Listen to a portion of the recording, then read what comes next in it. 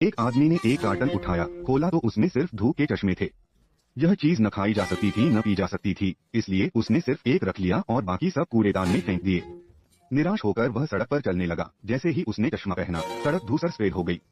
आदमी को अजीब लगा, चश्मा उतारा तो कुछ खास नहीं दिखा। फिर उसने दूर देखा तो वह चर्चित बिकिनी मॉडल का विज्ञापन बोर्ड अचानक एक बड़े काले सफेद नारे में बदल गया, जिस पर लिखा था प्रजनन ही उत्पादकता है। वह आदमी हैरान रह गया, सोचा कि वितरक ने बहुत रचनात्मक विज्ञापन बनाया है। उसने फिर से चश्मा पहना और देखा कि पूरी सड़क पर नारे ही नारे थे। व्यवस्था, आज्ञापालन, खरीदारी, इच्छा जैसे शब्द बिल्कुल वैसे ही जैसे माइक्रो बिजनेस दिमाग धोने के लिए इस्तेमाल करते हैं।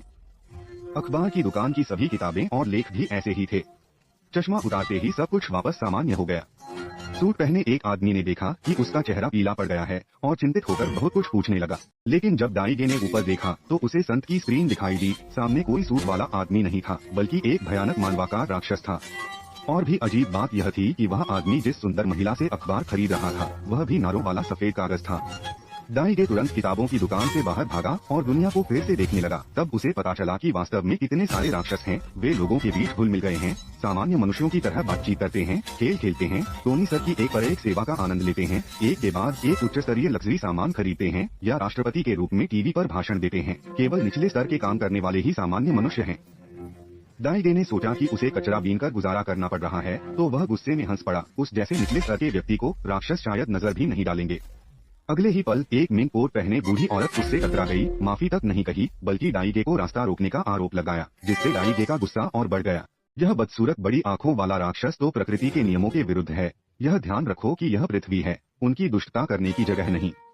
मैं सुनकर डर गया। यह सोचकर नहीं था कि पृथ्वीवासी मेरी छद्मावर्ण को भेद लेंगे, इसलिए मैंने तुरंत फोन घड़ी पर लोगों को बुलाना शुरू कर दिया। आसपास के राक्षस तुरंत इस तरफ घेरने लगे और ये लोग और अपने जैसे और बुलाना चाहते थे। दाईगे और रुकने की हिम्मत नहीं हुई, जल्दी से सड़क पर भाग गया। कौन सोचता था कि पुलिस ने सड़क पर ही उसे रोक लिया। उसने गौर से देखा, हे भगवान, यह पुलिस वाला भी राक्षस निकला। पता चला कि ये दोनों ही मेरे बुलाए हुए बचाव दल थे।